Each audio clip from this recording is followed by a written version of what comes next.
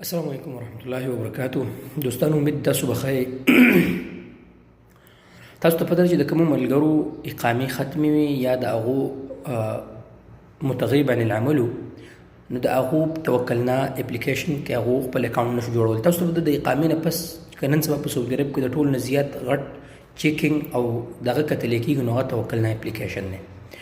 انشاءالله په دې باندې زه ویډیو جوړوم. زما په یوټیوب چینل باندې به تاسو وګورئ. که دا ویډیو هم اوږده شي نو زما د پروفایل نه تاسو زما یوټیوب چینل باندې دا ویډیو ګورئ ملګرو.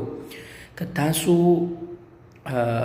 مخکې خو به چې کله تاسو به توکلنا اپلیکیشن کې اکاونټ جوړو یا تاسو بلاغو یا مثال به طور ابشر نو یا اقامه ختمو نو نه جوړېده.